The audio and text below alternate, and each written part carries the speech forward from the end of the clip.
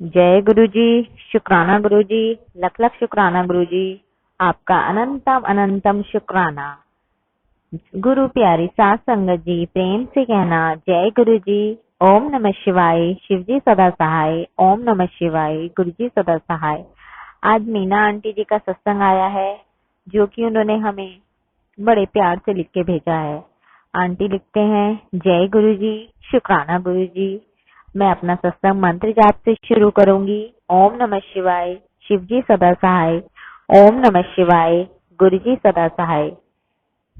संगत जी, सत्संग सुनने वाले को भी मेरा जय गुरु जी, और आंटी जी को भी जो मेरा सत्संग सुना रही हैं उनको भी जय गुरु जी।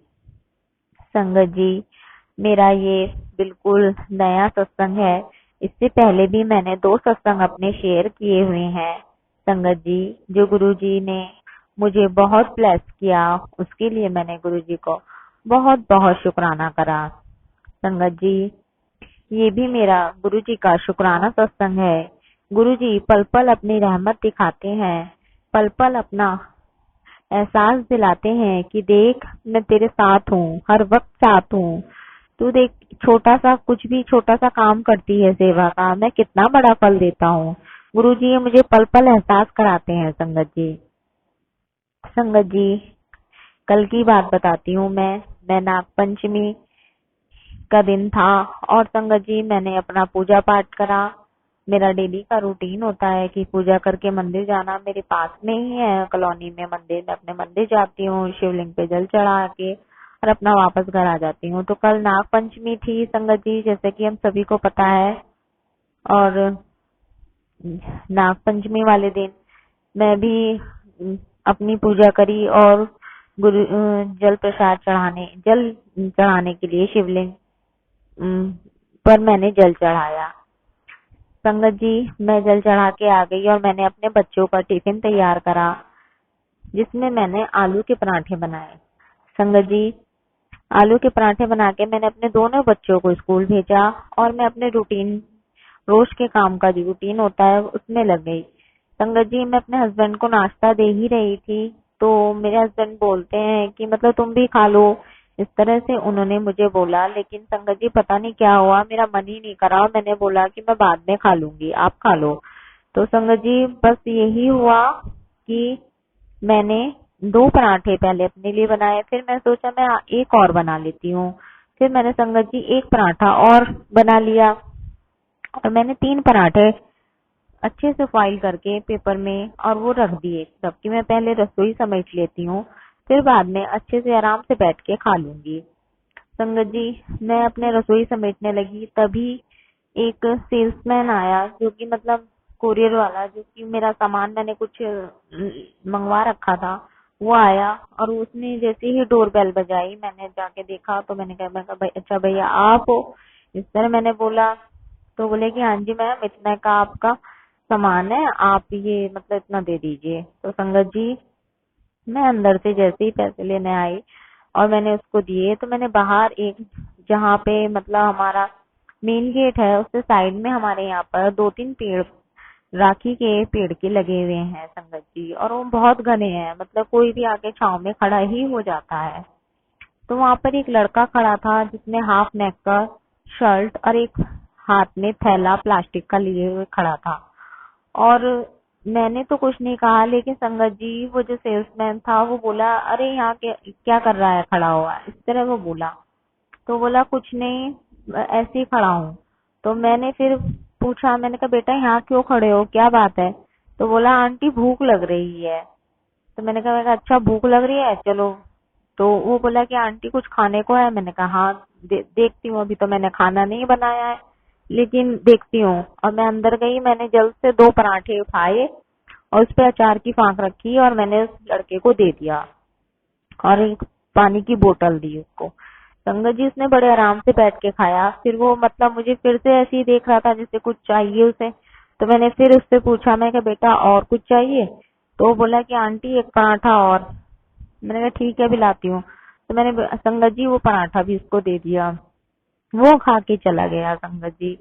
और मतलब जब गया तो मुझे बड़ा अच्छा सा लगा। मैं गुरुजी ने आज तो आपने सेवा ली है मुझसे, मतलब गुरुजी आज मैंने कुछ इस तरह ऐसे गुरुजी से कहा, क्योंकि हर छोटी छोटी बातें गुरुजी को मैं बताती हूँ और गुरुजी देखते हैं, हर चीज गुरुजी ही मेरे साथ करवाते हैं।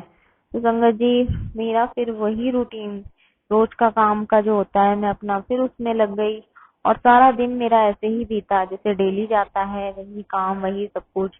और मैं मतलब बिल्कुल ध्यान से मेरे वो चीज उतर गई कि मैं मतलब ऐसे सुबह आया था लड़का और वो मतलब उसने ऐसे पराठे खाए। और संगत जी, मेरे हस्बैंड बच्चे मतलब वही ट्यूशन वगैरह सब कुछ इस तरह का काम रहता है, और मेरे हस्बैंड भी थोड़ा लेट आते हैं, तो हमारा खाना जो होता है रात का संगत जी 8 से 9 हो जाता है। तो उस दिन मेरे हस्बैंड भी थोड़ा लेट आए थे और हम मतलब खाना खा के जब निपटे, तो जैसे ही मतलब मेरे हस्बैंड 10 से 15 मिनट बाद फिर घूमने के लिए खाना खाने के बाद घूमने के लिए जाते हैं। तो इस बीच में मतलब मैं अपने हस्बैंड के पास बैठती हूँ। वो कभी सत्संग नहीं सुनते गुरुजी के, लेकिन मैं उन्हें अपने मुंह से गुरुजी के सत्संग सुनाती हूँ, शुक्राना सत्संग, कि ऐसे आंटी का सत्संग है, ऐसे मैंने आज सुना, ऐसे ये आज मैसेज था गुरुजी का, ये मैसेज आया। तो वो बोले कि मतलब इतने कांवड़ जा रही हैं, क्या वो बच्चा कैसे भूखा हो सकता है। मेरे हस्बैंड बोले इस तरह कि मतलब हमारी देखो कॉलोनी के आगे ही 3-4 टेंट लगे हुए हैं कांवड़ियों के, और मतलब तुम कह रही हो बच्चा भूखा था। तो मुझे बड़ा आश्चर्य हुआ। मैं कहा बात तो आप सही कह रहे हो कि मतलब इतने सारे टेंट जगह जगह लगे पड़े हैं, इतने कांवड़ जा रहे हैं, तो कोई कैसे भूखा रह सकता है। 24 घंटे वहाँ पर हर कुछ ना कुछ खाने को अवेलेबल है। तो संगत जी कोई नहीं, मेरे हस्बैंड फिर उठ के चले गए घूमने के लिए, और भी कम से कम आधे घंटे बाद ही आते हैं। तब तक मैं फिर से अपनी अपनी रसोई रसोई रात की जो होती है वो समेट देती हूँ। तो आधे घंटे बाद आए, वो बोले किधर आ। मैं आई संगत जी, मैंने कहा क्या हुआ। तो बोले कि तुझे पता है आज अभी अभी किसकी कॉल आई थी। मैंने कहा किसकी कॉल आई थी। तो वो बोले कि बॉस की कॉल आई थी। मैंने कहा अच्छा, क्या कह रहे थे। तो वो बोलते हैं कि वो कह रहे थे कि जो तेरी पोजीशन है उससे एक लेवल तो ऊपर आ गया है, और तेरी तनख्वाह भी जो है ना अब बढ़ गई है। तो संगत जी, मैंने बहुत शुक्राना करा गुरुजी का कि गुरुजी आपका लख लख शुक्राना, बहुत बहुत शुक्राना, क्योंकि इनको पता था कि मतलब इनका होगा ही। संगत जी, इनको पता था क्योंकि इनका होना था, लेकिन कई महीने से रुका हुआ था, और इन्होंने भी गुरुजी के शायद चरणों में अरदास लगा रखी थी, और गुरुजी ने उसको ऐसे पूरा किया। फिर इन्होंने अपने आप से सामने से बोला कि आज तूने सेवा करी थी ना अपने गुरु को समझ के, तूने पराठे खिलाए थे, तो वही सेवा का फल आज तेरे गुरुजी ने दे दिया। क्योंकि गुरु बॉस का फोन आया और वो इस तरह बोल रहे थे और बहुत खुश थे। मैंने कहा अच्छा, मैंने कहा ये तो बहुत अच्छी बात होगी, मतलब गुरुजी का लख लख शुक्राना। इस तरह संगत जी, फिर मैं बहुत खुश थी ये सोच के कि मतलब अब सैलरी भी थोड़ी बढ़ जाएगी, और मतलब एक लेवल ऊपर आना बहुत अच्छी बात है, मतलब इस तरह मैंने सोचा। और मैं जब लेटी तो मेरे बड़ा दिमाग में बातें मेरे हस्बैंड की घूमने लगी कि मतलब कि तूने सेवा करी। तो मैंने फिर सोचा मैं कि कहीं गुरुजी तो नहीं आए थे, और मुझे गुरुजी के मैसेज भी पहले से फ्लैश हो रहे थे कि मैं तेरे घर आवांगा, मुझे पहचान लेगी, मैं तेरे घर आवांगा। मैंने काफी मैसेज ऐसे मेरे सामने फ्लैश हो रहे थे कि मैं तेरे घर आवांगा, चाय पीवांगा, तू मुझे पहचान लेगी। तो संगत जी, हो सकता है गुरुजी आज मेरे घर आए हों, गुरुजी ने पराठे खाए हों। लख लख शुक्राना गुरुजी, उस बच्चे के रूप में आप ही थे गुरुजी, मेरा तो यही मानना है। आपका लख लख शुक्राना गुरुजी। संगत जी, ये मेरा छोटा सा सत्संग था जो गुरुजी ने मुझे इतनी अच्छी ब्लेसिंग दी नाग पंचमी के दिन, और मेरे घर में भी घर पे आए गुरुजी और मुझे इतना ब्लेस करके गए। आपका बहुत बहुत शुक्राना गुरुजी, आपका लख लख शुक्राना, सांस सांस शुक्राना, जितना भी शुक्राना करूं गुरुजी आपका कम है।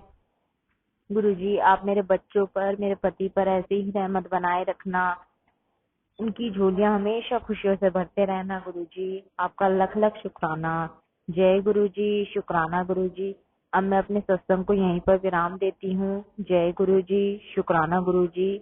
ओम नमः शिवाय, शिव जी सदा सहाय।